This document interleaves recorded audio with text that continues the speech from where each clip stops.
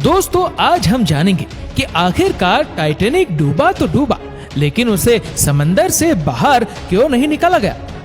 दोस्तों 15 अप्रैल 1912 को ये अनोखा जहाज डूबा था।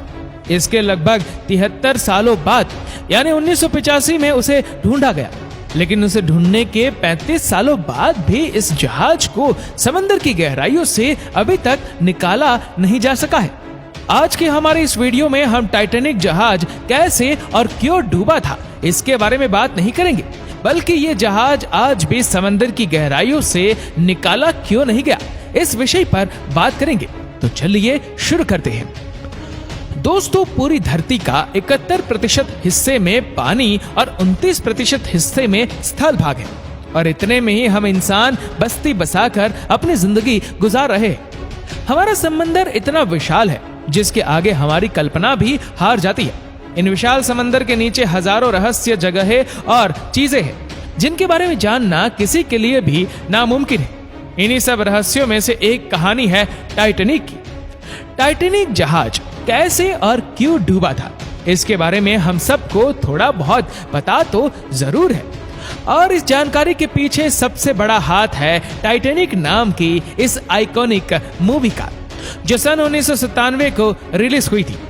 सन 1912 को टाइटैनिक डूबने के बाद करीब 73 सालों तक वैज्ञानिकों ने इसे ढूंढने की जी तोड़ कोशिश की, और कई सारे मिशन भी इसकी तलाश में किए गए, लेकिन किसी को भी कोई सफलता हासिल नहीं हुई। आखिरकार सन 1985 में एक आर्कियोलॉजिस्ट और एक अमेरिकन नेवी ऑफिसर रॉबर्ट और बिल टाइटैनिक को ढूंढने के मिशन पर निकल पड़े, और उन्हें टाइटैनिक अभी कहाँ है और किस हालत में है इसके बारे में पता चला। उनके टाइटैनिक को ढूंढने के बाद इसके कई राजों से पर्दा उठा, जिसने पूरी दुनिया को हैरान कर दिया। टाइटैनिक समंदर के 12,000 फीट गहराइयों में डूबा था। ऑफिशियल रिपोर्ट के मुताबिक ये जहाज डूबने से पहले सही सलामत थी, लेकिन जैसे जैसे टाइटैनिक समंदर की गहराइयों में समाती गई, वैसे वैसे यह जहाज 2 हिस्सों में टूट गया। लेकिन ऐसा क्यों हुआ? टाइटैनिक द न्यू एविडेंस की रिपोर्ट में बताया गया कि टाइटैनिक आइस बर्फ से टकराने के बाद नहीं डूबा था, लेकिन उसमें आग लगने की वजह से ये डूबा था। खोजियों को जब जहाज का मलबा मिला तब उन्होंने ये पाया कि इसमें मौजूद बहुत सी चीजें वैसी की वैसी ही है। इस जहाज को बाहर निकालने की बहुत कोशिश की गई, लेकिन शायद सब लोग ये जानते थे कि इसे वापस बाहर निकाल पाना नामुमकिन है। आज की एडवांस टेक्नोलॉजी की मदद से भी टाइटैनिक को निकाला नहीं जा सका है, और ये समंदर की गहराई में आज भी मौजूद है। आमतौर पर किसी भी जहाज को समंदर के नीचे से जैसे निकाला जाता है, टाइटैनिक को उस तरीके से निकाल पाना मुमकिन नहीं है, क्योंकि ये 2 हिस्सों में टूटकर डूबा था। लेकिन हाईटेक सबमरीन और पावरफुल मैग्नेटिक सिस्टम की मदद से शायद उसे निकालने की कोशिश की जा सके, पर इन कामों में बहुत सारी मुश्किलों का सामना करना पड़ेगा, जिसमें सबसे पहला है टाइटैनिक का वजन, जो करीब 1.43 लाख टन है, जो बहुत ही ज्यादा है। और इसके बाद आता है पानी का दबाव, जो जहाज के वजन को और भी कई गुना बढ़ा देता है। टाइटैनिक जिस जगह डूबी थी उस जगह की गहराई बहुत ज्यादा है, और उस जगह से मात्र 1 स्क्वायर फीट की किसी भी चीज को सतह तक लाने के लिए करीब 392 किलो न्यूटन फोर्स की जरूरत पड़ेगी। लेकिन वैज्ञानिक आज तक इतनी पावरफुल मैग्नेट या सबमरीन बना नहीं पाए हैं जो इतनी आसानी से इतनी गहराई से टाइटैनिक को बाहर निकाल सके। शुरुआत में वैज्ञानिकों के पास टाइटैनिक को बाहर निकालने का कोई प्लान नहीं था, इसलिए उन्होंने कई मजेदार तरीके ट्राई किए टाइटैनिक को बाहर निकालने के लिए, जिसमें सबसे पहला पिंग पोंग बॉल की मदद से टाइटैनिक को रिकवर करने का प्लान सोचा। जी हाँ दोस्तों, आपने बिल्कुल सही सुना, पिंग पोंग बॉल। वैज्ञानिकों ने यह तरकीब लगाई कि वह डूबे टाइटैनिक जहाज में पिंग पोंग बॉल भर देंगे, ताकि यह बॉल ऊपर की तरफ दबाव डाले, और ऐसे करके सबमरीन या फिर बड़े मैग्नेट की मदद से जहाज को बाहर निकालना मुमकिन हो। लेकिन तब वैज्ञानिकों के दिमाग में यह बात नहीं आई कि यह पिंग पोंग बॉल समंदर की गहराइयों तक जाते ही पानी के दबाव से फट जाएंगे। तब वैज्ञानिकों ने बड़े बड़े बलून्स की मदद से इस काम को अंजाम देने की परिकल्पना की। उन्होंने ये सोचा कि अगर हजारों लाखों बलून्स में हीलियम गैस भरकर इन बलून्स को जहाज से बांध दिया जाए तब ये बलून्स ऊपर की तरफ दबाव डालेंगे और ऐसे करके टाइटैनिक को निकाला जा सकेगा। लेकिन तब वैज्ञानिकों ने यह नहीं सोचा कि इतने गहरे पानी में इन बलून्स में हीलियम गैस कैसे भरी जाएगी, और ये भी एक फ्लॉप आइडिया था।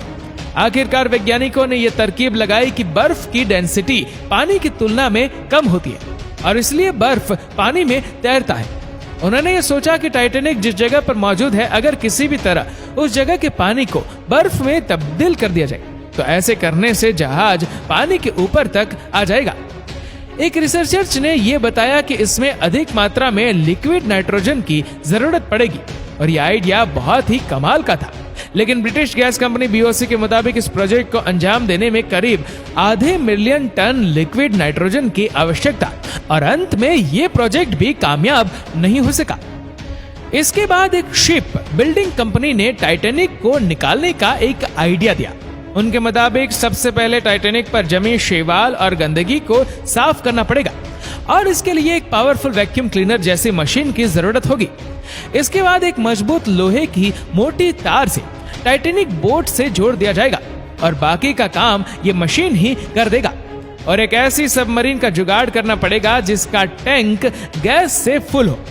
सिर्फ इतना ही नहीं, बल्कि इस प्रोजेक्ट के लिए भारी मात्रा में बिजली की आवश्यकता होगी। रिसर्चर्सों के मुताबिक इस प्रोजेक्ट को अंजाम देने के लिए 20 मिलियन किलोवाट बिजली की जरूरत होगी और इस बिजली के उत्पादन के लिए एक पावर प्लांट की भी जरूरत है। लेकिन समस्या ये थी कि समंदर की इस गहराई में पावर प्लांट कैसे बनाया जाए। वैज्ञानिकों ने फ्लोटिंग पावर प्लांट बनाने के बारे में भी सोचा, पर इतनी गहराई में इलेक्ट्रिक वायर टिक नहीं पाएगी, पानी के अधिक दबाव से ये फट जाएगी। कैसे भी करके अगर इस प्रोजेक्ट को अंजाम दे भी दिया गया हो तो फिर भी ये प्रोजेक्ट काफी महंगी साबित होगी। इसलिए इस प्रोजेक्ट को तुरंत बंद कर दिया गया।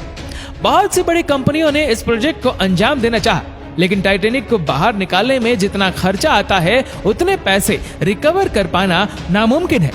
अगर कोई कंपनी इसे निकाल कर म्यूजियम में रख भी दे तो भी इसमें किए गए खर्च को रिकवर करने में 100 साल से भी ज्यादा का समय लग जाएगा। हालांकि इस अनोखे जहाज से लोगों के इमोशंस जुड़े हैं, लेकिन फिर भी कोई कंपनी इतना बड़ा रिस्क लेना नहीं चाहती। वैज्ञानिकों के मुताबिक बैक्टीरिया ने इसके मलबे को खोखला कर दिया है और आने वाले कुछ सालों में यह बैक्टीरिया टाइटैनिक को पूरी तरह तहस नहस कर देंगे। सिर्फ इतना ही नहीं, टाइटैनिक बहुत सी समुद्री मछलियों का घर बन चुका है। इसलिए यूनेस्को ने साल 2001 में टाइटैनिक को under water cultural heritage protected site declare कर दिया है। कहा जाता है कि इस जहाज को निकालने में जितना खर्चा होगा उतने पैसे में दूसरी और भी बेहतर जहाज खरीदी जा सकती है और कोई भी कंपनी ऐसी बेवकूफी करना भी नहीं चाहेगी। वैसे तो इस जहाज को कभी समंदर की गहराइयों से बाहर नहीं निकाला जा सकता और अगर ये जहाज ऐसे ही समंदर में आने वाले दिनों में भी टिका रहा तो हमारी आने वाली नस्ल भी इसकी रहस्यमय गाथाओं को जान पाएगी। इसी वजह से टाइटैनिक को समंदर से बाहर नहीं निकाला गया।